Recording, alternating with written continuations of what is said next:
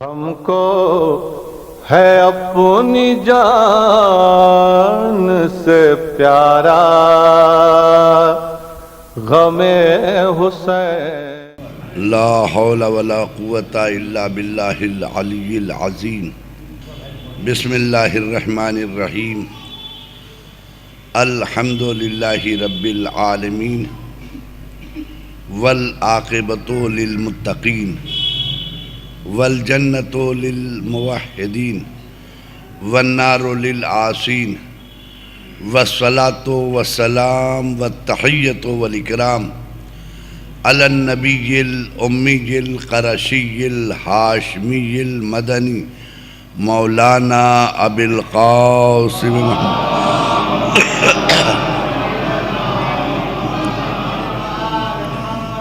وآلہ الطیبین الطاہرین المعصومین المنتجبین ولعنۃ اللہ علی اعدائہم وقتلتہم وغاصب حقوقہم ومنکر فضائلہم من لیلنا ھذا الی یوم الدین۔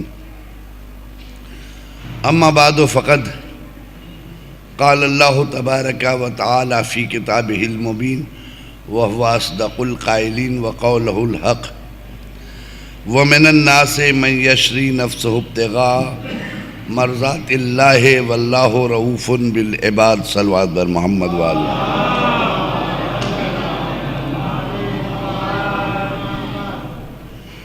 عزیزان محترم، میرے دوستو، میرے عزیزو، فرش عزائے حسینی پہ بیٹھنے والوں،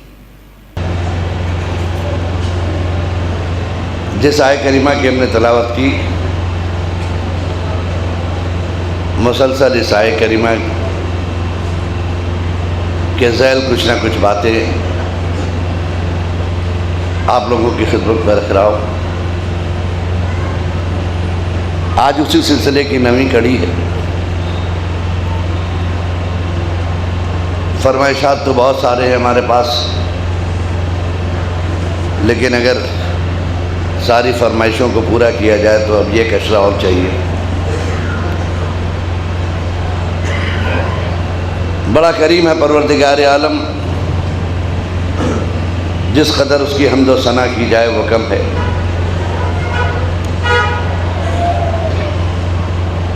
وہ اپنے بندوں سے بہت زیادہ لگاؤ رکھتا ہے۔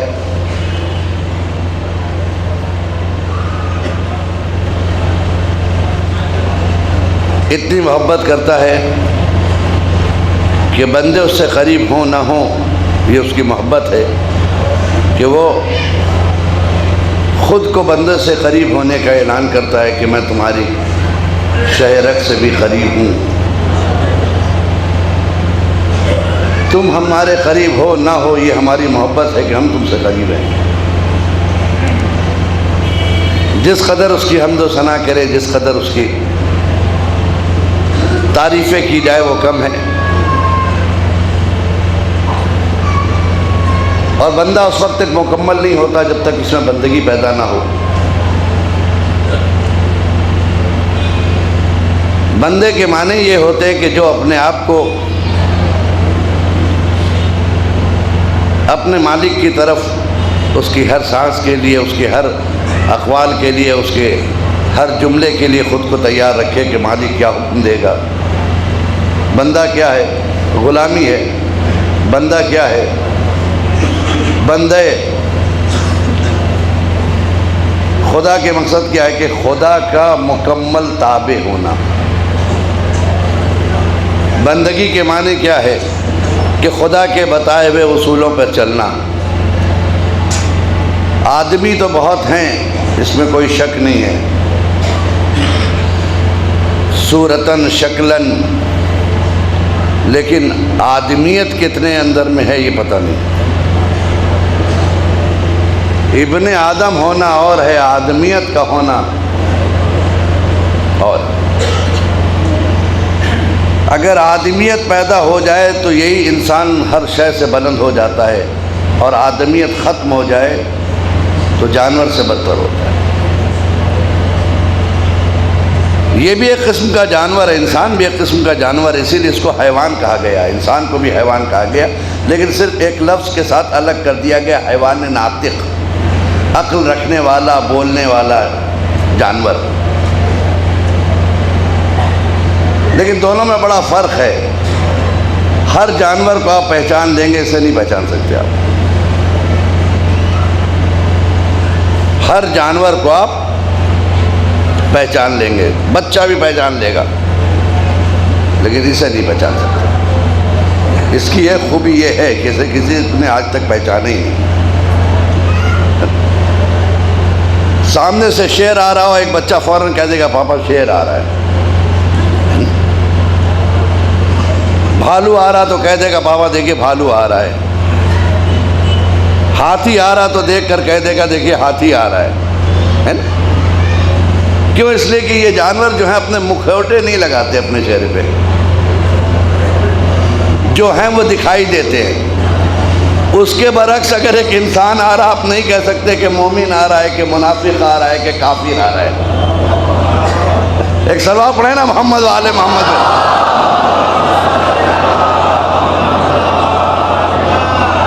کیونکہ جو یہ ہے وہ دکھتا نہیں، جو دکھتا ہے وہ ہے نہیں۔ یہ سب سے بڑی انسان کی ایک صفت یہ ہے، جو ہے وہ دکھتا نہیں ہے، جو دکھ رہا ہے ضروری نہیں کہ وہ ہے نا؟ اسلام اسی سدھار کے نام کا ہے کہ جو تم دکھ رہے وہ ہونا چاہیے تم میں، جو ہو وہ دکھائی دو۔ اگر تم مسلمان ہو تو صرف زبانی مسلمان نہ بنو، بلکہ تمہارا کردار بھی اسلامی کردار ہونا چاہیے۔ تمہیں دیکھنے کے بعد لوگ یہ نہ سوچے کہ کلمہ تو مسلمان کا پڑھتا ہے، اسلام کا پڑھتا ہے، لیکن کردار یزید سے بدتر ہے۔ جیسے آپ کے سامنے داعش، طالبان، آج پوری دنیا میں اسلام بدنامی کی بنا پر ہے۔ یہ کلمہ تو اسلام کا پڑھتے ہیں، لیکن جو دین لے کر آئے ہیں وہ اسلام نہیں ہے۔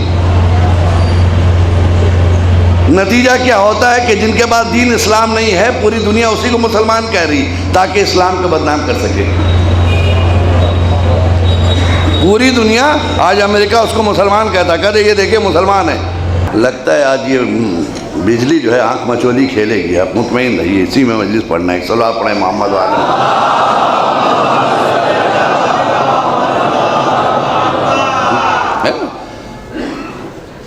بچوں کا قتل عام کر دیتے ہیں، جو ہمیں نہیں مانے گا اسے، جو ہماری بات نہیں سنے گا اسے یہیں قتل کر دیں گے۔ جی، ان کا دین یہ ہے کہ جتنے مسلمانوں کو مارو گے اتنے بڑے جنتی ہو۔ کافر کو نہیں مارتے ہو؟ آپ نے سنا کسی کافر کو مارا انہوں نے؟ عراق میں کافر کو مارتے ہیں، شام میں کافر کو مار رہے ہیں؟ نہیں مار رہے نا۔ افغان میں وہ کافر کو مار رہے ہیں، پاکستان میں بلاسٹ ہوتا ہے وہ کافر مرتا ہے؟ نہیں مرتا۔ ان کے ذہن میں ہے کہ جتنے بھی آل محمد کے چاہنے والے ان کو مار دو تو تم سب سے بڑے جنتی ہو، جی، اور غازی بھی ہو اور اللہ کے یہاں اجر بھی ہے۔ یہ ان کے ذہن میں کہتے ہیں کہ ایک بلاسٹ میں ایک آدمی، ایک داعش کا آدمی مرا نہیں، اس کے ذہن میں تھا کہ مرتے ہی یہ بتایا مرو گے ادھر حوریں تمہارے پاس گھیر لیں گی تم کو آ کے، تم جنت میں ہوگے۔ اچھا وہ سمجھا کہ میں مر گیا، بلاسٹ میں بچ گیا، بلاسٹ ہوا وہ بچ گیا کسی طرح سے، اس کو ہاسپیٹل لے جایا گیا،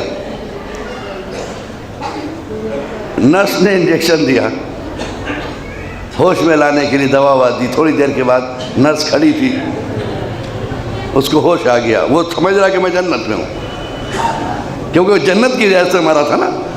وہ نرس کو دیکھ کے ہاتھ پکڑ لیا اس نے، کہا ہم سے کہا گیا تھا 5 ملیں گے، یہاں تو 1 ہے۔ کہہ رہے حضور آپ ہاسپیٹل میں جنت میں نہیں ہیں، صلوات پڑھیں محمد عالم۔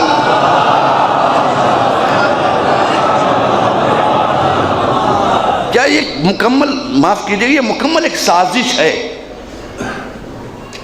کہ اسلامی لباس پہنا دو کفر کو، دیکھنے میں مسلمان رہے اور ہم اس مسلمان کے ذریعے سے اسلام کا خاتمہ کریں۔ ایک مکمل سازش چل رہی ہے، مکمل سازش چل رہی ہے، اللہ اسے بچا کے رکھے۔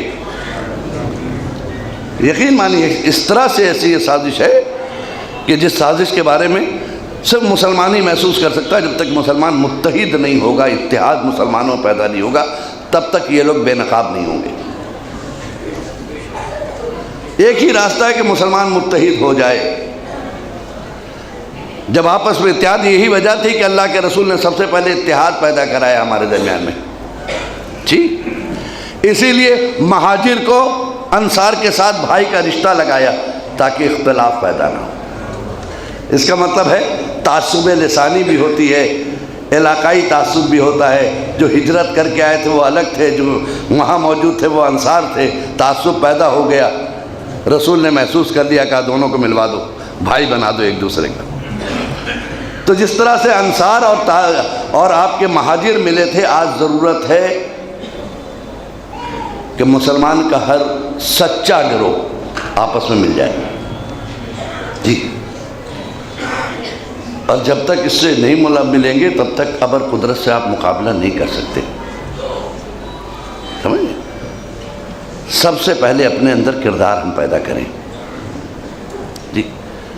اللہ کے رسول نے، دیکھیے، جب تک یہ مسلمان بکھرے ہوئے تھے تب تک اسلام کامل نہیں ہوا۔ علاقے میں تھے، ادھر تھے ادھر تھے۔ اسلام کب کامل ہوا؟ حجۃ الوداع میں۔ رسول آخری حج کر کے لوٹ رہے ہیں، جس کو آپ غدیر کہتے ہیں۔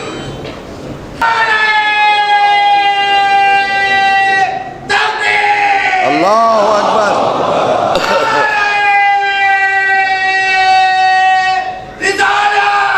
یا رسول اللہ،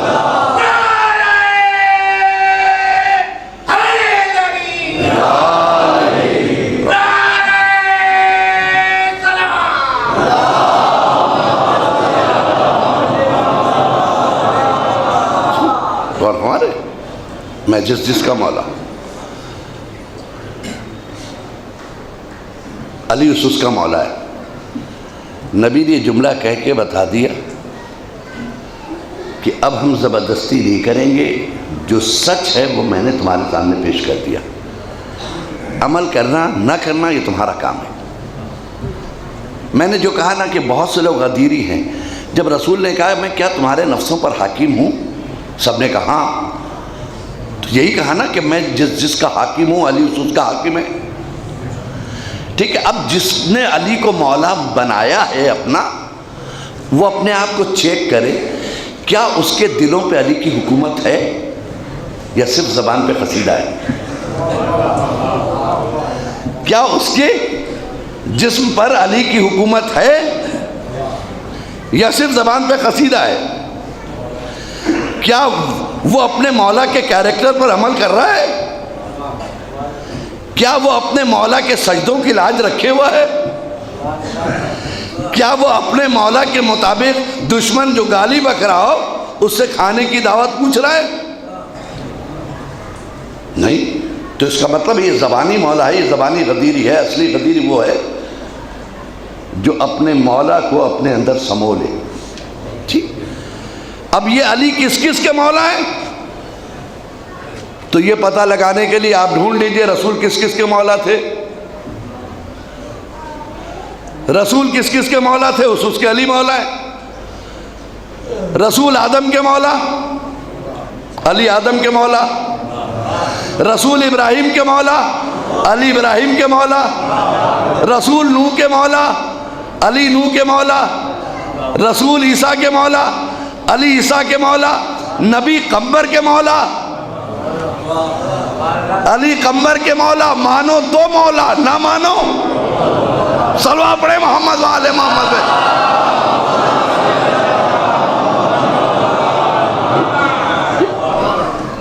مانو تو مولا، نہ مانو تو مولا، ایسا نہیں ہے، وہ مولا ہے۔ آپ تسلیم کریں تب بھی ہے، نہ کریں تب بھی ہے۔ یہ دشمنوں کے بیچ میں بھی بیٹھے تو مولا دکھائی دیتے ہیں۔ نگاہیں چاہیے ان کو پہچاننے کے لیے، ٹھیک، نگاہیں چاہیے۔ جن کی نگاہیں نہیں تھی، تاریخ نے لکھا کہ جب رسول اعلان کر کے واپس آئے تو ایک کا بغض باہر نکل آیا، سورہ منافقون سامنے آ گیا، جس کو حارث ابن نعمان فہری کہتے ہیں۔ اس نے کہا یا رسول اللہ آپ نے نماز پہنچائی، ہم نے مانا کہ نہیں؟ کہا مانا۔ روزہ پہنچایا؟ مانا۔ ہاں۔ حج پہنچایا؟ ہم نے حج تسلیم کر لیا۔ کہا۔ زکوٰۃ نکلوائی؟ ہم نے نکالا۔ کہاں نکالا؟ کہا سب کچھ ہے، اس کے بعد بھی آپ کو صبر نہیں ہوا؟ آخر جاتے جاتے اپنے بھائی کو ہمارے سر پہ مسلط کر کے جا رہے ہو۔ دیکھیے وہ اندر کا بغض ہے، وہ نفاق ہے جو باہر نکل آیا۔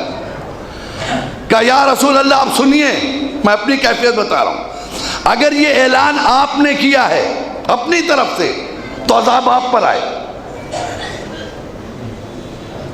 عجیب منظر ہے، مجمع گھیرے کھڑا ہے، یہ ہو کیا رہا ہے؟ رسول سے اس طرح کی توہین آمیز گفتگو، اور اگر اللہ کی طرف سے اعلان ہوا ہے تو عذاب مجھ پر آئے۔ تاریخ نے لکھا آسمان سے ایک پتھر چلا، صلوات پڑھیں نا محمد آل محمد پہ۔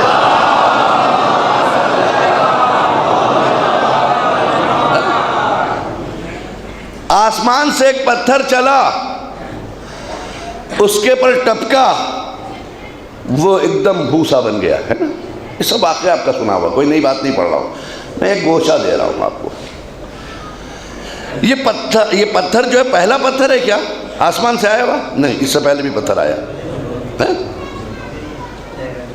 بارش ہوئی ہے پتھر کی ابابیل کے دور میں، جب ابرہا حملہ کرنے آیا تھا، خانہ کعبہ کو گھیر لیا تھا اس نے۔ وہ مسئلہ سوچئے، اس وقت کعبے کا محافظ کہتا ہے کہ کعبہ بچاؤ، کہا میں کیوں بچاؤں؟ ایمان دیکھیے، لوگ کہتے ہیں ابو طالب پر ایمان کی شک کرتے۔ کہا میں یہ بتانا چاہتا ہوں۔ کہا اونٹ مانگنے آئے آپ؟ کہا میرے اونٹ آپ کے پاس رہ گئے۔ کہا دے دو، ہم سوچا تھا آپ کعبے کا بات کہا کعبے کی بات میں نہیں کروں گا، اس لیے کہ مجھے یقین ہے کہ جس کا گھر ہے وہ محافظ ہے نا، جس کا گھر ہے وہ محافظ ہے۔ یہ آئے، حملہ کیا۔ قرآن کہہ رہا ہے کہ فَأَرْسَلَ عَلَيْهِمْ طَيْرًا أَبَابِيلَ، خداوند عالم نے ابابیل جیسے پرندوں کو وہاں بھیجا۔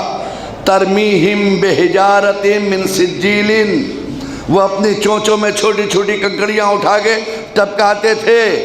فَجَعَلَهُمْ كَعَصْفٍ مَّأْكُولٍ، ان کی کیفیت ان ہاتھیوں کی کیا ہوئی؟ چبایا ہوا بھوسا بن گئے۔ بہت توجہ کے ساتھ، تو اللہ تعالیٰ نے اپنے کعبے کی حفاظت کیسے کی؟ ابابیل بھیجے۔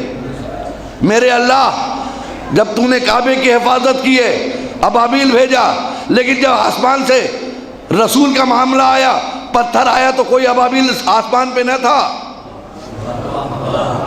تو اب واضح قدرت آئے گی، تم سمجھے نہیں۔ جب کعبے کی حفاظت کا معاملہ آتا ہے تو ابابیل بھیجتا ہوں، مولود کعبہ کا معاملہ آتا ہے یا لفظیں بدل دوں، کعبے کے دشمن سے اب کو ابابیل سے مار کھلوایا، علی کے دشمن سے میں خود لڑتا ہوں۔ صلوات پڑھیں محمد و آل محمد پہ۔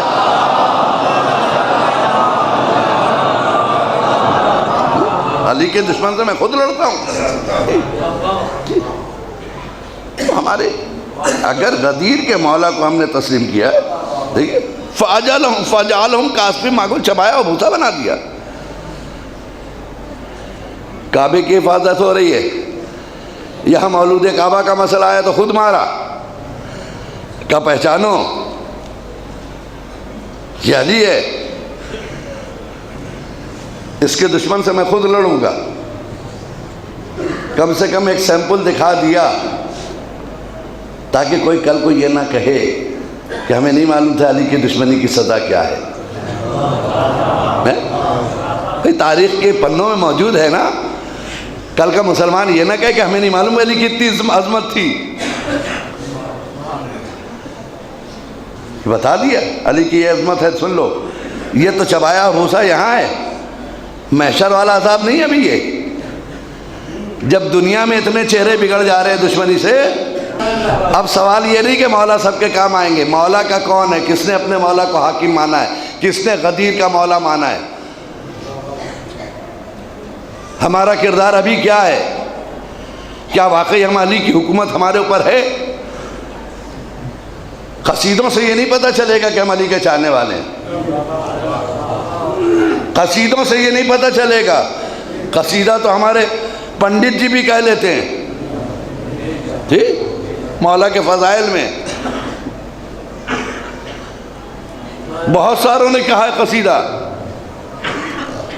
لیکن قصیدے سے آپ کی کیریکٹر کا پتہ نہیں چل رہا، قصیدے سے صرف اتنا پتہ چلے گا کہ مولا اچھے ہیں۔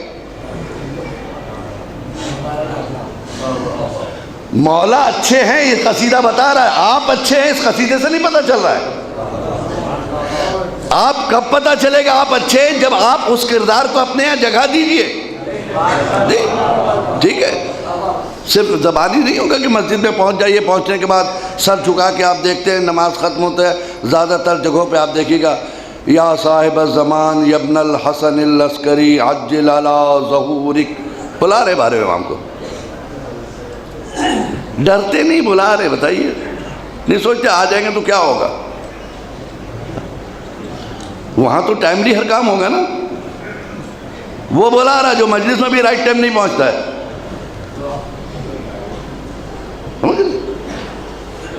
جو فرش اعضاء پہ بھی رائٹ ٹائم نہیں پہنچ رہا ہے، مسجد میں حاضری نہیں ہے اس کی۔ ہم کو ڈر لگتا، ہم اکثر دعا کرتے میرے مولا ظہور نہ کیجیے گا اطہر عباس کی زندگی میں، اور اگر ظہور کیجیے گا تو اطہر عباس کو اتنا مضبوط کر دیے گا کہ میرے پائے ثبات میں لغزش نہ ہو، اچھے اچھے میدان چھوڑ دیں گے۔ ٹھیک، بلانے سے پہلے کم سے کم ماحول بنائیے۔ خدا کی قسم مولا ایک متقیان ہے، وہ بھی مولا کائنات ہے، وہ بھی۔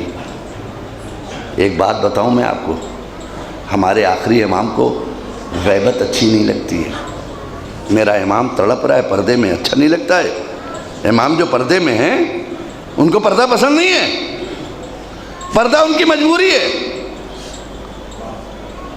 اس اینگل سے آپ نے نہیں سنا ہوگا کہ پردہ ان کی مجبوری ہے، وہ ان کا جی چاہتا آپ کے ساتھ رہیں، آپ کے ساتھ اٹھیں، آپ کے ساتھ بیٹھیں، آپ ان کی امت ہیں، ان کا دل نہیں پردے میں لگتا ہے۔ پوچھئے گا کیا دلیل ہے؟ میں دلیل دیتا ہوں۔ کسی نے پوچھا مولا آپ کے چاہنے والوں کی پہچان؟ کہ میرے ظہور کی دعا کرتا ہے۔ یہ دعا کے لیے کہنا بتا رہا کہ میرا مولا آنا چاہتا ہے، میری تعجیل کے لیے دعا کرو، میرے ظہور کے لیے دعا کرو۔ اس کا مطلب مولا وہاں نہیں رہنا چاہتے، آنا چاہتے۔ پھر آ کیوں نہیں رہے؟ ہم اس لائق نہیں ہوئے کہ ہم قابل اعتبار نہیں ہیں، وہ ٹھیک ہے۔ مثال دے دوں، امام کو بلانے سے پہلے آج ضرورت ہے، آج ضرورت ہے کس بات کی بتائیں آپ کو؟ آپ کے یہاں کوئی مولانا کبھی کبھی ہوتا ہے، کئی معاشرہ چل رہا تو لوگ اکثر دعوت رکھ لیتے ہیں مولانا کی، ہوتا ہے نا، یہ اکثر معلوم ان کے عاشرے میں 3 دن ان کے یہاں، 1 دن ان کے یہاں، 2 دن کا، 3-4 دن بانی مجلس کو کہہ دیتے مولانا آج وہاں چلنا ہے کھانے کے لیے، ہوتا ہے نا اکثر، میں ہی کہ 1-2 جگہ کھا لیتے ہم، ٹھیک ہے۔ تو جب کبھی آپ، یا اگر مولانا نہیں ہوتے تو اکثر کیا ہوتا ہے کہ گاؤں ہی کے مولانا کو چلیے، یہاں کے ان کو بھی دعوت دی جاتی ہے، نہیں مولانا تو ہمارے مولانا کو بلائیے بھائی، ایک دن دعوت کی جائے۔ لیکن جب دعوت کرتے تو ہم نے آپ میں ایک ادا دیکھی ہے، کیا ہے؟ مولانا کو دعوت بعد میں کرتے ہیں، مولانا آپ کو فلاں دن میرے گھر آنا ہے، یہ بول کے آپ چلے جاتے ہیں۔ جانے کے بعد پہلی ڈیوٹی آپ کی کیا ہوتی ہے؟ کس کمرے میں مولانا بیٹھیں گے پہلے یہ طے کرو، ہے نا؟ ہاں اس بیٹھک میں بٹھا دیجئے، بیٹھک میں بٹھا دیجئے۔ یہ تصویر جو لگا رکھی تم نے، مولانا کیا کہیں گے؟ اتارو، ہے نا؟ اس تصویر کو اتارو، مولانا آ رہے ہیں، کیا کہیں گے؟ فلم اسٹار کی تصویر لگا دی ہے اس پہ، اور کچھ نہیں ملا، جلدی ہٹاؤ، ہٹا دیا۔ اور کہیں یہاں کہ مصلی رکھ دو، کبھی بولے 2 رکعت نماز پڑھنا ہے تو مصلی بھی۔ باتھ روم کو دیکھ لو، کہیں بولیں گے استنجا لگا، معلوم گندا ہے، 2-4 بالٹی بھی ڈال آتے ہیں۔ دیکھیں یہ سب کر رہے، اس سے پہلے نہیں کرتے تھے آپ، ٹھیک ہے؟ کمرہ صاف ستھرا، چادر بدلو، بو آ رہی ہے اس پہ، سینٹ پینٹ ہے تو مار دو، مولانا آ رہے ہیں، تصویر لٹکا دی گئی، جانماز رکھ دی گئی، تصویریں ہٹا دی گئی، یعنی تھوڑی دیر کے لیے آپ نے ایک کمرے کو مذہبی بنا دیا. یعنی آپ خود، آپ کا دل، آپ کا کیریکٹر، آپ کا ضمیر کہتا ہے کہ جب اپنے مذہبی رہنما کو اپنے درمیان بلایا جاتا ہے تو اس جگہ کو مذہبی بنایا جاتا ہے. پہلے اس جگہ کو مذہبی بنایا جاتا ہے. پر میں یہی کہنا چاہتا ہوں کہ ہم اپنے امام کو بلا رہے ہیں، کائنات کے امام کو، کیا ہم نے اپنے محلے سدھار لیے ہیں؟ صلوات پڑھیں نا محمد و آل محمد پہ.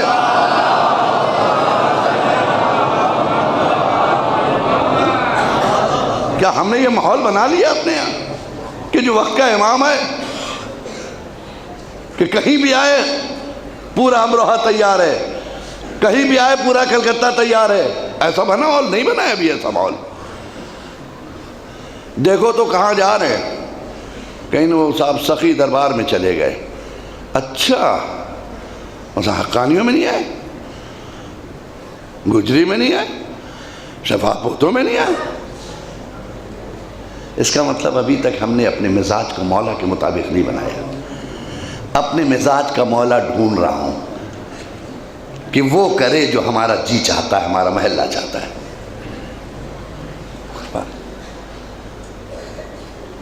امام کو بلانے سے پہلے کم سے کم اپنے معاشرے کو اسلامی بنا لیں. بہت ضروری، خدا کی قسم بہت سخت جملے ضرور کہہ رہا ہوں میں، بہت ضروری ہے. میرا امام روتا ہے آپ کے پاس آنے کے لیے،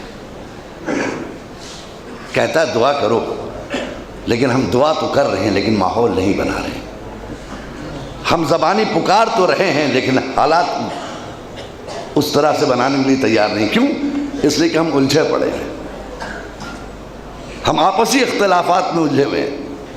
بھائی بھائی کو نہیں دیکھ سکتا، ایک دوسرے کی ترقی کو نہیں دیکھ سکتا. یہ عالم ہے کہ وہ سوچتا یہ اتنا اوپر کیسے چلا گیا. یہ عالم ہے ہمارا، ہم خود اوپر نہیں جانا چاہتے. ہم کو ایک ہمارے دوست ہے وجے یوگی جی، ہندو ہے، بڑے پیارے دوست. ایک دن کہنے لگے کہ انسان کے فطرت میں انہوں نے ایک مثال دی.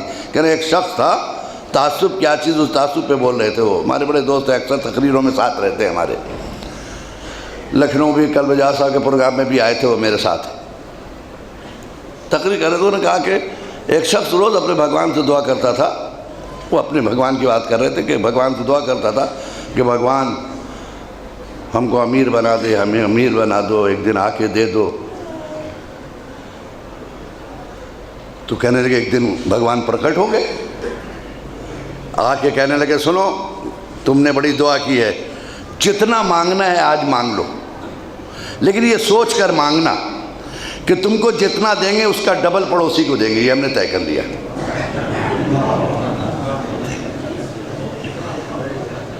یہ تو پڑوسی کے اگینسٹ میں تو دعا کر رہا تھا کہ امیر ہو جائیں، اور یہ آئے تو کہہ رہے کہ جتنا مانگو گے اس کا، اگر 1,00,000 مانگو گے 2 لاکھ میں اس کو دے کے جاؤں گا. تو اس نے کہا کہ جتنا بھی مانگو اس کا ڈبل. کہہ رہے ہاں. تو کہا پھر اپنی زبان پہ باقی رہیے گا، جتنا بھی ہوگا اس کا ڈبل ادھر ہوگا نا. کہہ رہے ہاں. کہہ رہے ایک کام کیجیے، میری ایک آنکھ پھوڑ دیجیے. آپ سمجھے؟ یعنی وہ پڑوسی کا بھلا نہیں چاہتا، اس کی 2 پھوڑوا دے، اپنی ایک اس لیے پھوڑا رہا اس کی 2 پھوٹ جائے. ایک صلوات پڑھیں محمد و آل محمد پہ.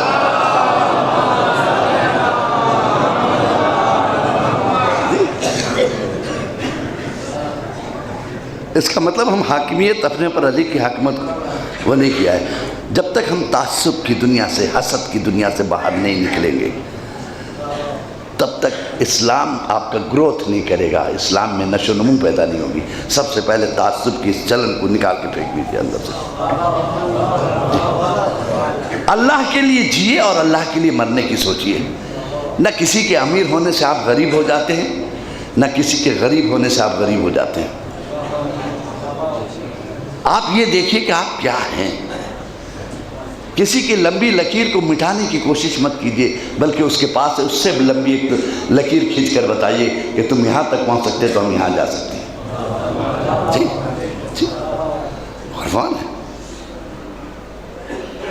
تعصب سے الگ ہوں، ہم غیبت سے الگ ہوں. ہمیں ذرا سی فرصت ملتی ہے ہم غیبت کی طرف مڑ جاتے ہیں. ذرا سی فرصت ملی. غیبت پہلے عورتوں میں تھی اب مردوں میں آ گئی ہے.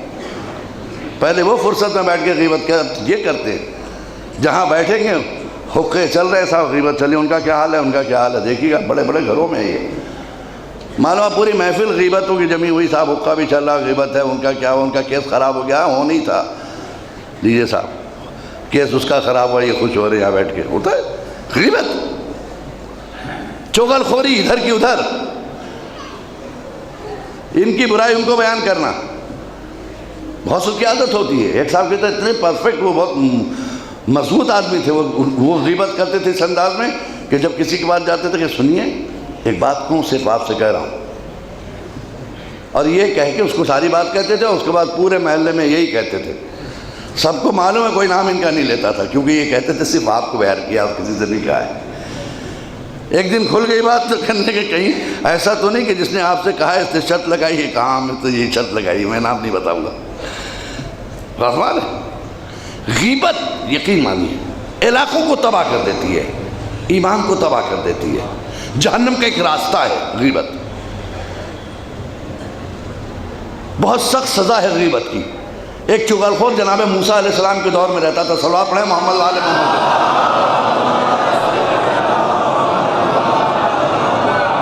امام موسیٰ جناب موسیٰ علیہ السلام کے دور میں رہتا تھا. غیبت، بارش ہونا بند ہو گئی اس کی وجہ سے. قحط پڑنے لگا، لوگ رونے لگے. سب لوگوں نے سمجھایا جناب موسیٰ کو، بھائی جا کے آپ پہاڑ پہ پتہ لگائیے کیا ہے، کیا چکر، آپ تو بات کرتے ہیں، اللہ سے پوچھیے وہ ہم سے کیا چاہتا ہے. تو اللہ نے کہا کہ جاؤ ان سے کہہ دو تمہارے درمیان ایک چغل خور رہتا ہے. جی جب تک وہ یہاں سے غیبت کرنے والا، چغلی کرنے والا نہیں چلا جاتا تب تک بارش نہیں ہوگی. جناب موسیٰ نے آ کے کہہ دیا بھئی آپ کے درمیان ایک چغل خور ہے، جب تک وہ جائے گا نہیں تب تک بارش ہونے والی نہیں ہے. اب چغل خور سمجھ گیا کہ ہم تو پکڑے جائیں گے، کیونکہ ہم کو سب جانتے ہیں. جب لوگ ذہن دوڑائیں گے کون ہے بھائی، باہر کیا جائے تب تو پورا مسلمان بھگائے گا ہم کو. سمجھ گیا پکڑے جائیں گے. گیا کمرے میں جا کے مصلی بچھایا. پالنے والے چغل خور تو ہوں، اس میں کوئی شک نہیں، لیکن میں اتنا جانتا ہوں کہ تو اپنے بندے کو ذلیل ہوتا ہوا دیکھ نہیں سکتا. تو اپنے بندے کو ذلیل ہوتا نہیں دیکھ سکتا. کیا تجھے یہ اچھا لگے گا تیرا یہ بندہ ذلیل ہو کے نکلے؟ اے میرے اللہ مجھے معاف کر دے، میں آئندہ نہیں کروں گا. وہ بارش ہو گئی. بارش تو ہو گئی لیکن پرابلم موسیٰ کے لیے آ گئی. سب موسیٰ سے پوچھ رہے تھے بھئی وہ نکلا نہیں، آپ تو کہہ رہے تھے جب تک نہیں نکلے گا بارش نہیں ہوگی. یہاں سے تو کوئی نہیں نکلا. بہت بڑی بات ہے نا صاحب، یہاں سے تو کوئی نہیں نکلا، بارش ہو رہی ہے، اچھی خاصی بارش ہو رہی ہے، جتنی ضرورت ہے اتنی ہو رہی ہے. اب جناب موسیٰ گئے پھر پہاڑ پہ. کہا پالنے والے یہ کیا چکر ہے؟ کہہ رہے موسیٰ میں کیا کروں، عذاب سے پہلے، جب عذاب آئے اس سے پہلے اس نے توبہ کیا ہے، گڑ گڑایا ہے. اور بندے کے خدا کے سامنے کوئی بندہ گڑ گڑاتا ہے تو خدا اسے دیکھ نہیں سکتا گڑ گڑاتا ہوا، لہٰذا میں نے اسے معاف کر دیا. تو موسیٰ پوچھے اس کا نام تو بتا دے، نام تو بتا دے. جواب سنیے، موسیٰ جب وہ چغل خور تھا تب تو نام بتایا نہیں میں نے، اب تو توبہ کر کے آیا ہے. صلوات پڑھے نا محمد آل محمد پہ.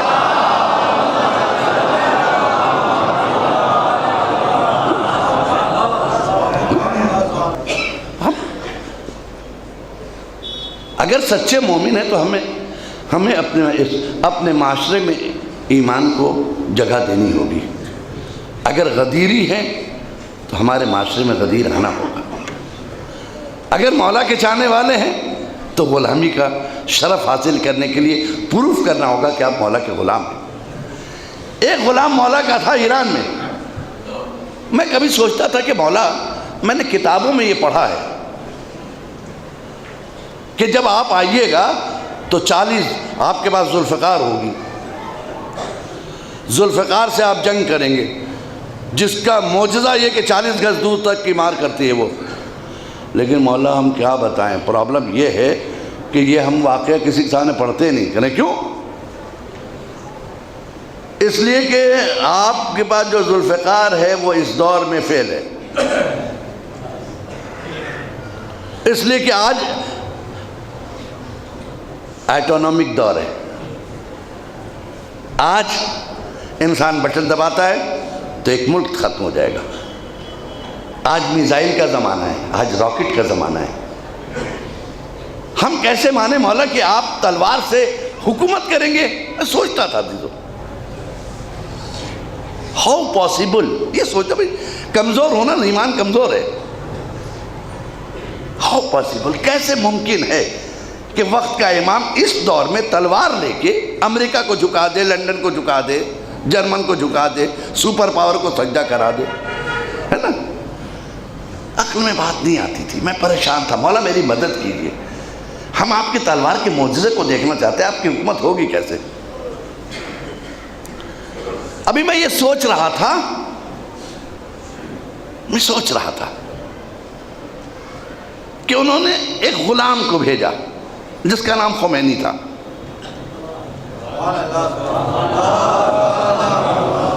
ایک اپنے غلام کو بھیجا, اپنے ایک نائب کو بھیجا, اپنے ایک ریپرزنٹیٹیو کو بھیجا, ایک نمائندے کو بھیجا. وہ پیرس میں قیدی کی زندگی گزار رہا تھا, دربدری کی زندگی گزار رہا تھا, اور یہاں شاہ, اس کے پاس اسلحے تھے, تلواریں تھیں, ٹینک تھا, فوجیں تھیں, میزائلز تھے. وہ نہتا تھا, اس کے ہاتھ میں صرف تسبیح تھی, پیرس میں بیٹھا تھا. لیکن جب اس نے دعاؤں کے لیے ہاتھ اٹھایا تو دعا کا اسلحہ چلا تو ادھر شاہ کو نہ اس کے میزائل بچا سکے, نہ اس کی فوجیں بتا چکی. پیرس میں بیٹھ کر اس نے شاہ کے تختے کو الٹ کر بتا دیا کہ جب ایک غلام پیرس میں بیٹھ کر ایک ملک کے تختے کو الٹ سکتا ہے تو جب اس کا آقا آئے گا تو کیا منزل ہوگی؟ صلوات پڑھیں محمد و آل محمد پہ.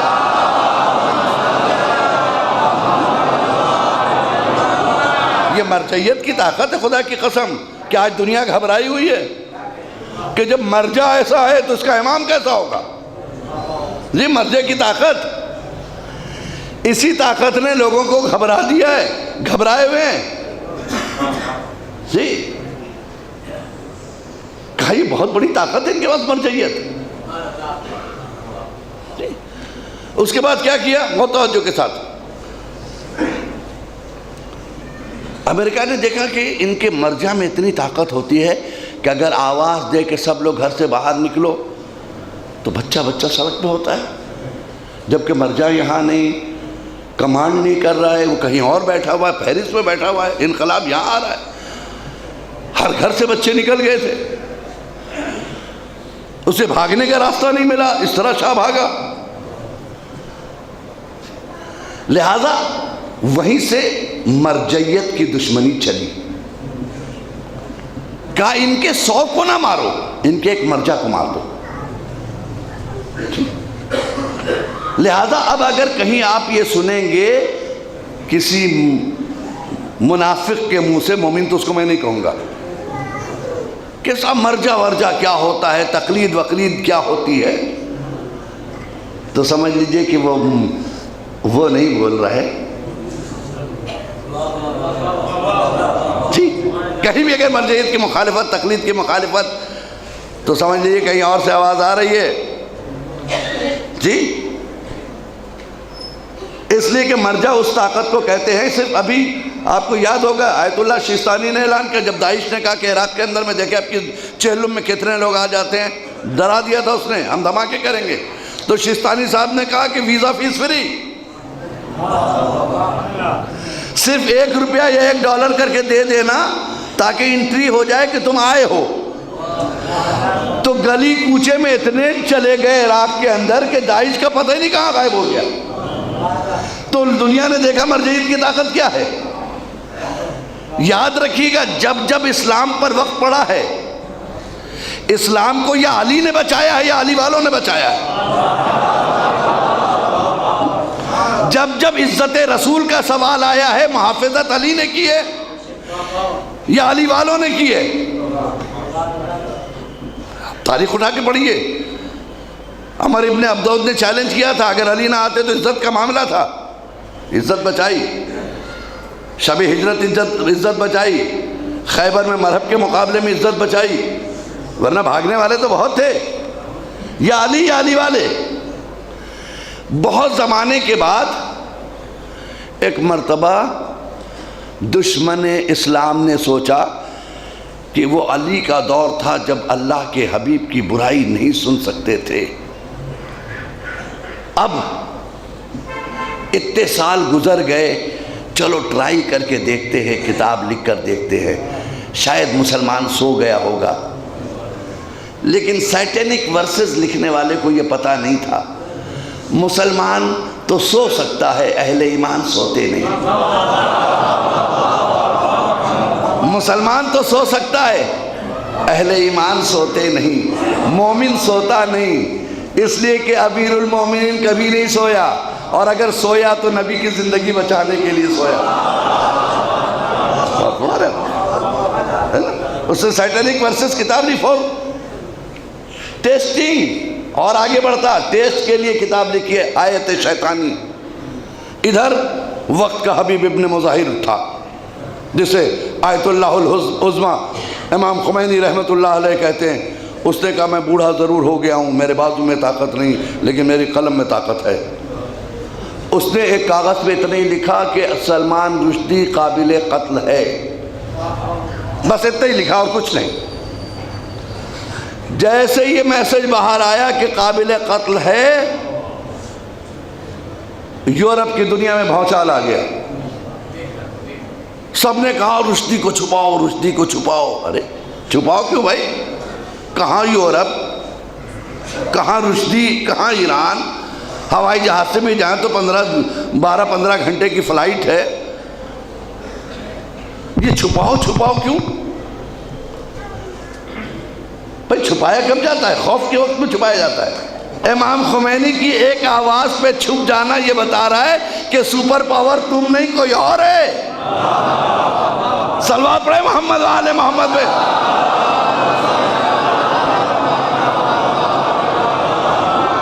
تم نہیں ہو, کوئی اور ہے super power. George W Bush کا زمانہ تھا وہ, مجھے یاد ہے. کوئی اور ہے. بش نے پوچھا ہم لوگ کیوں چھپا رہے اس کو, یہاں کون آئے گا؟ وہ ایران میں, ان کا فتویٰ ایران میں چلے گا. نہیں, ایران میں نہیں چلتا ان کا, پوری دنیا میں. ارے پھر ان کو یہاں کون مارے گا؟ کہا ان کا مقلد مارے گا. تو اس نے کہا یہ تقلید کیا ہوتی ہے, مقلد کیا ہوتا ہے؟ کہا آپ نہیں سمجھے گا حضور.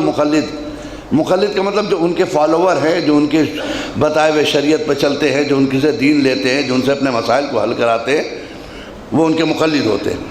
کہیں پتہ لگاؤ کتنے مقلد ہمارے یہاں ہیں. کہ حضور پتہ ہی نہیں چلے گا آپ کو, اس لیے کہ ان کے پاس کوئی سرٹیفکیٹ نہیں ہوتا ہے. کون کس کا مقلد ہے کسی کو پتہ نہیں, سب نیت کر لیتے بس. جی نیت کر لیتے. کہ اچھا, بہت توجہ کے بات سنیں, بہت توجہ سے. تقلید کیا ہے بولتا ہوا آگے بڑھ جاؤں. کہ اچھا, کیا اس کا مطلب ہے کہ میرے کمانڈوز میں 10 کمانڈو جو ہیں اس میں ایک تقلید کرتا ہے, شیعہ ہو اندر سے امام خمینی کی. کہا جی حضور, اگر امام خمینی کہہ دیں گے جارج ڈبلیو بش کو مار دو تو وہیں نکال کے آپ کو مار دے گا آپ کا کمانڈو, کیونکہ اس کے دل پر اس کے مرجع کی حکومت ہے, آپ کی نہیں ہے. تو اس نے کہا کہ سب جگہ ایسے. کہاں؟ تو انہوں نے کہا کہ تم کیا سمجھ رہے ہو, یہ تقلید ہو رہی. کہا یہ کب تک چلے گا یہ تقلید کا معاملہ؟ کہ حضور جب ان کا 12واں پردے سے نہیں آ جاتا, صلوات پڑھیں محمد والے,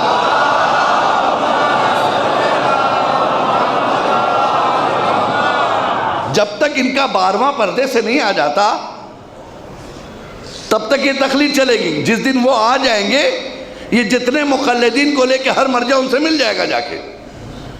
اچھا, تو اس نے کہا اس کا مطلب یہ ہے کہ تقلید نہیں ہو رہی ہے, پردے والے کے سولجرز تیار کیے جا رہے ہیں.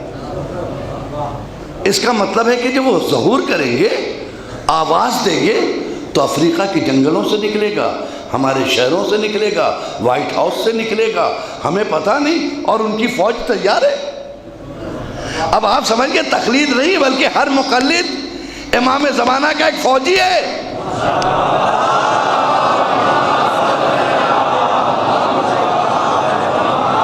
یعنی مقلد از دا سولجر آف امام زمانہ، اپنے امام کا سولجر ہے۔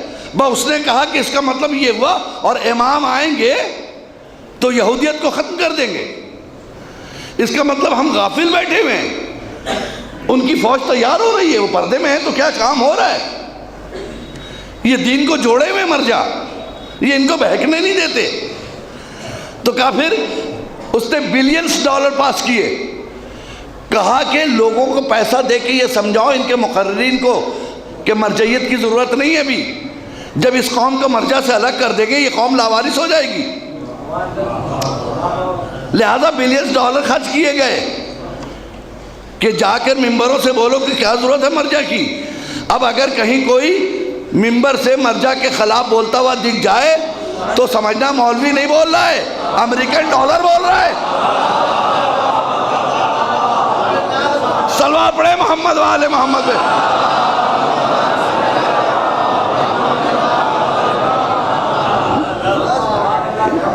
کہیں اگر ایسا ہو جائے سمجھ لینا یہ کسی یہودی کے ایجنٹ کا کام ہے، اس لیے کہ مرجع کے خلاف تھی۔ جمعہ امام کے ظہور میں ہوگی، جب ظہور کریں گے، اس سے پہلے یہ بھی ایک آواز آئی تھی، سن لیجئے یہ بھی، کیونکہ جمعہ میں سب سے بڑا اجتماع ہے آپ کا، دوسروں کے جمعہ سے بڑا اجتماع آپ کا ہے، کیونکہ دوسرے کے ہر قدم پہ جمعہ ہے، آپ کے 3 میل کے فاصلے پہ دوسرا جمعہ نہیں ہوتا۔ طاقت بڑھانے کے لیے نا کہ دیکھو کتنا بڑا مجمع ہے، لہذا ہر وہ جگہ جو امام کی تقویت کے لیے اس پر حملے ہو رہے ہیں، لہذا اس کو ذہن میں رکھیے گا۔ ہر سولجر کے، اس لیے کہ اگر ایک بھی بھیجا، اس لیے اگر ایک بھی مقلد کو مرجعیت سے الگ کر دیا گیا تو امریکہ کہتا ہم نے آج ہی ایک سولجر مار دیا، یعنی ایک کو گمراہ کر دیا تو ایک سولجر مر گیا، اب تقلید ختم۔ اب ظاہر ہے تقلید ختم تو پوچھے گا کس سے؟ امام پردے میں، جس سے پوچھتا تھا اس سے رابطہ توڑ لیا، تو ہم جس حد چاہیں گے اس کو لے کے چلے جائیں گے۔ امام کے ماننے والے، امام کے ماننے والے آپ ہیں، سب سے زیادہ اپنے اماموں کی پیروی کی طرف آگے بڑھی ہے۔ ویسی پیروی چاہیے جیسے میرا امام چاہتا ہے۔ کوشش کیجئے کہ اپنے امام کے راستے پہ چلیں، تاکہ جب وہ ظہور کرے تو راہیں ہموار ہوں۔ اپنے ماحول کو اچھا بنائیے تاکہ وقت کا امام آ جائے، اپنی عبادت گاہوں کو اچھا بنائیے، اپنے عزا خانوں کو اچھا بنائیے، انہی جگہوں پر تو امام آئیں گے نا۔ ان کو تعصب سے پاک کیجئے تاکہ وقت کا امام آ سکے۔ جب تک یہ جگہ تعصب سے پاک نہیں ہوں گی تب تک آپ کا امام نہیں آئے گا، اس لیے کہ امام آئے تو کس کے پاس آئے؟ جس کے پاس آتے تو دوسرا الگ ہے۔ ہم کم سے کم ایک جگہ اکٹھا ہو کے تو آواز دیں، یا امام زمانہ آپ تشریف لائیے۔ جی، امام کو کسی کی ضرورت نہیں ہے، ان کی بڑی طاقت ہے، وہ صرف آپ سے محبت چاہتے ہیں، بڑی قربانیاں دی ہیں۔ یہ منتقم آل محمد ہے، یہ یس اور نو میں بات کرے گا۔ 11 اماموں نے شہادت دے دی، اسے بھوکا نہیں رہنا، اسے پیاسا نہیں، منتقم ہے۔ یہ وہ ہے کہ جو 1400 سال سے اپنے بابا پہ رو رہا، اپنے جد پہ رو رہا ہے، جو روتے روتے یہ کہہ رہا ہے کہ میرے جد کے اس جسم کو سلام، نہ گھوڑے کے زین پہ تھا نہ زمین پہ تھا، اس جسم کو میرے جد کے سلام۔ اور آپ بھی اس جد کے اس جسم پر روتے ہیں جو نہ گھوڑے کے زین پہ تھا نہ زمین پہ، یعنی تیروں پہ جو جسم معلق تھا۔ آپ سے زیادہ تو امام کسی سے پر امید نہیں ہوں گے نا، آپ ہی ہیں جو 12ویں امام جن کی نظر ہے آپ کے اوپر۔ یہی وجہ تھی امامت کیا ہے، اس کی عظمت زینب نے بتایا کربلا میں. جناب زینب نے اس کی عظمت بتائی ہے. کسی نے کہا کہ جلتے ہوئے خیمے میں زینب جاتی تھی اور آتی تھی. پوچھا کسی نے، بی بی کیا کوئی قیمتی چیز اندر رہ گئی ہے؟ آپ شعلوں کے درمیان چلی جا رہی ہیں. شعلوں کے درمیان آپ چلی جا رہی پھر آتی ہے. اچانک کیا دیکھا کہ ایک مرتبہ وہ بی بی کسی کو سہارا دے کر یا علی یا علی یا علی خیمے سے نکلی تو لوگوں نے دیکھا ایک بے ہوش بیمار ہے جسے لے کے آ رہے. یہ ہے وقت کا امام جس کی زینب نے حفاظت کی کربلا سے کوفہ، کوفے سے شام تک.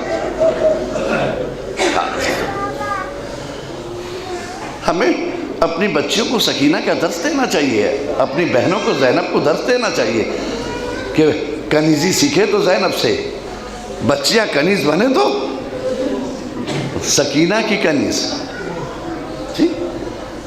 کربلا سے کوفہ، کوفے سے شام تک بیمار کو بچاتے ہوئے لے جا رہے ہیں. کیوں لے کے جا رہی ہے؟ اس لیے کہ یہی نشانی ہے، یہی ہادی ہے، یہی دین کا رہبر ہے، اسی سے نسل امامت چلے گی.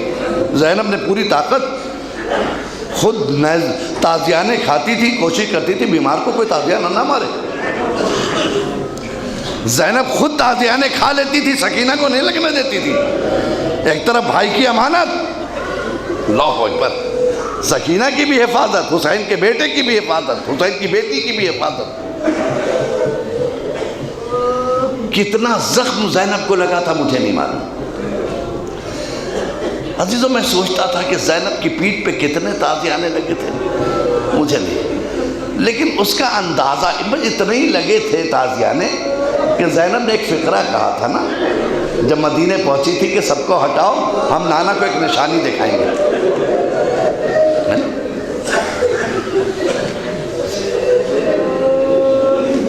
ہاں عزیزوں، کربلا سے کوفہ، کوفے سے شام، قید خانے میں بیویاں بیٹھی ہیں. ان کے درمیان ایک بچی جس کو سکینہ کہتے ہیں.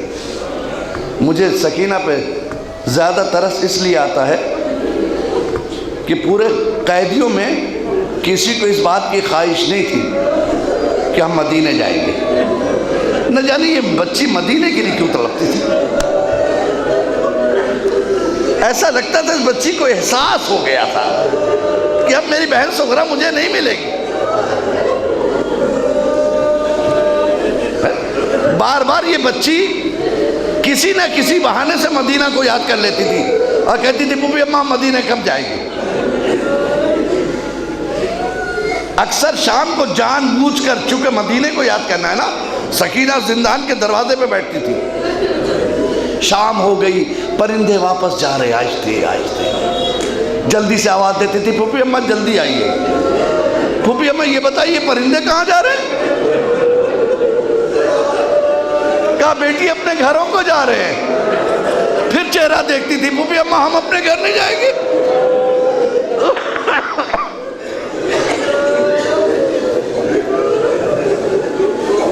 جزاک اللہ، خدا ان آوازوں پہ رحمت نازل کرے. عزیزو، کیا سکینہ وطن گئی؟ نہیں ملتا مجھے. کیا سکینہ کو وطن نصیب ہوا؟ نہیں، بلکہ تاریخ نے لکھا ایک قیامت کی رات آئی. قیامت کی رات آئی ہے جب سکینہ چیخ کر اٹھی ہے نصف شب میں، ہائے بابا، ہائے بابا. اس طرح بلک کے سکینہ کو روتے نہیں دیکھا کسی نے. بیویوں نے سنبھالا، بیٹی خیریت تو ہے؟ کہا پھوپھی اماں ابھی میرا بابا آیا تھا. پھوپھی اماں میرے بابا نے مجھے گود میں لیا تھا. پھوپھی اماں میرا بابا کہاں چلا گیا؟ اللہ اکبر. بچی خواب سے اٹھی ہے، اتنے رونے کی آواز بلند ہوئی کہ قصر یزید سے ٹکرا گئی. یزید نے پوچھا کیا بات ہے؟ یہ آدھی رات کو بیویاں کیوں رو رہی ہیں، پتہ لگاؤ۔ پتہ لگایا، کسی نے آ کے کہا یزید سکینہ کے اس کے بابا یاد آ گئے۔ تو یہاں پر لوگ کہتے ہیں کہ یزید نے سر بھیجا تھا کہ لے جاؤ شاید تسلی ہو جائے دیکھ کر۔ میں کہتا نہیں یزید نہیں، تو تسلی کے لیے اس نے نہیں بھیجا تھا، اس ظالم نے تسلی کے لیے سر نہیں بھیجا تھا، اس لیے کہ تسلی کے لیے کسی بچی کے پاس سر نہیں بھیجا جاتا ہے۔ ہمارے یہاں کا دستور ہے اگر کوئی بزرگ مر جائے، اس کی کوئی چھوٹی بچی ہو تو لوگ کہتے ہیں اسے لے کے جاؤ، جب تک دفن نہ ہو جائے تو لے کے نہ آنا گھر میں، ہے نا؟ اس لیے کہ بچی بار بار پوچھے گی یہ مر گئے، یہ کہاں چلے گئے، سوال کرے گی نا، لہذا ہٹا دیا جاتا بچوں کو میت سے، اس لیے کہ بچے میت برداشت نہیں کر سکیں گے۔ اب آپ سوچئے جس بچی نے مکمل حسین کو دیکھا تھا، جب اس کے پاس کٹا ہوا سر آئے گا اس بچی پہ کیا گزرے گی؟ جیسے ہی سر آیا سید سجاد نے سنبھالا اپنے کو، السلام علیکہ یا ابا عبداللہ۔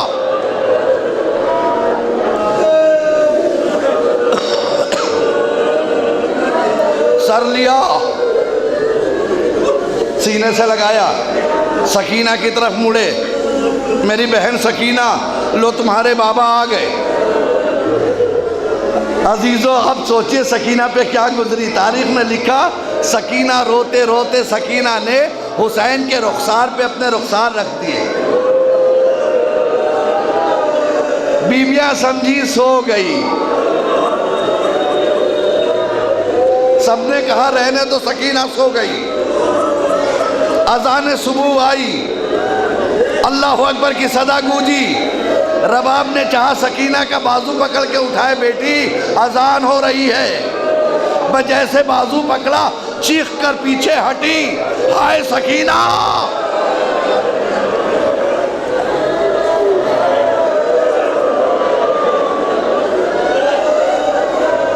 زینب گھبرا گئی، ام رباب خیریت تو ہے؟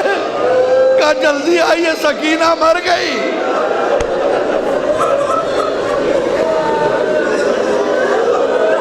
ہائے سکینہ مر گئی۔ جزاک اللہ جزاک اللہ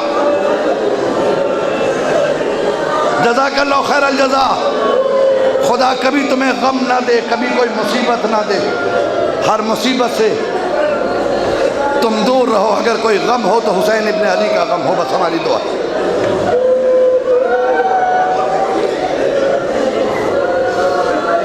سکینہ، میں نے ایک جملہ کہا تھا نا، آج یہاں احساس ہوا ہے مجھے۔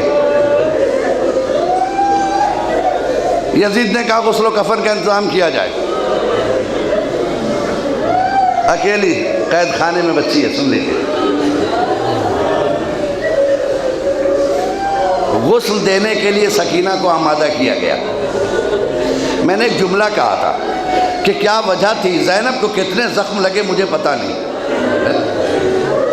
لیکن قید خانے میں ہمیں احساس ہو گیا کہ زینب کو کتنے زخم لگے۔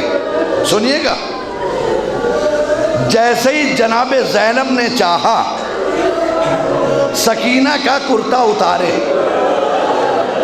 تو کرتا جسم سے چپکا ہوا تھا،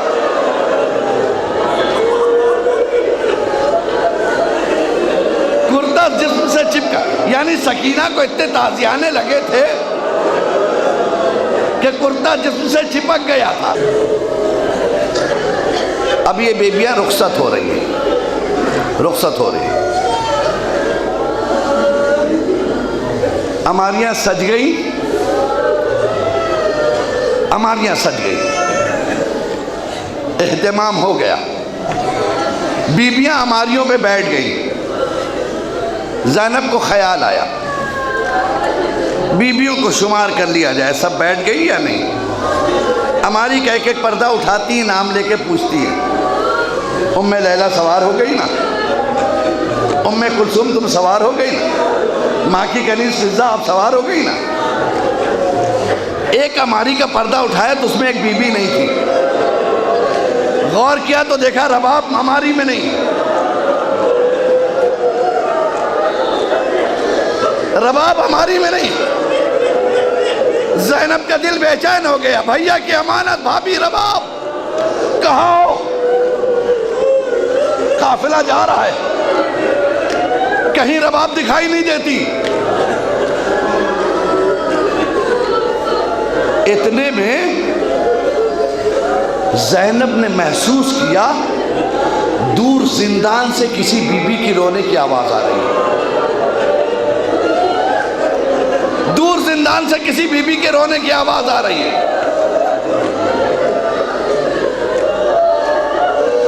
دوڑی ہوئی زندان میں گئی، کیا دیکھا؟ ایک بی بی ہے جو قبر سکینہ سے لپٹی اور لپٹ کر یہی کہہ رہی، سکینہ تم کہتی تھی نا ہم مدینے کب جائیں گے بیٹی؟ اے میری بیٹی، تیری ماں مدینے جا رہی ہے، سکینہ مدینے نہیں چلو گی؟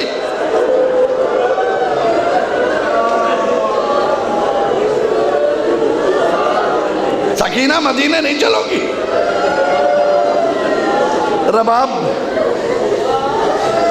زینب آگے بڑھی، رباب بازو پکڑا، بھابھی رباب چلیے قافلہ تیار ہے۔ دل پھٹ جاتا ہے رباب کا جملہ سن کے، چہرہ دیکھا، دیکھ کر کہا شہزادی یہ بتائیے میں مدینے کیا کرنے جاؤں؟ میں مدینے کس کے پاس جاؤں؟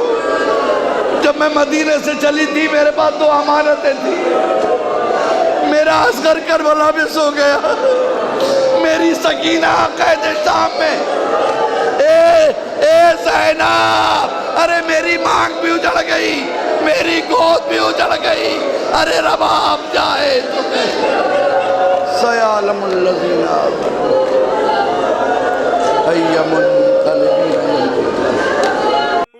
الفت ہے اہل بیت کی سرمایہ نجات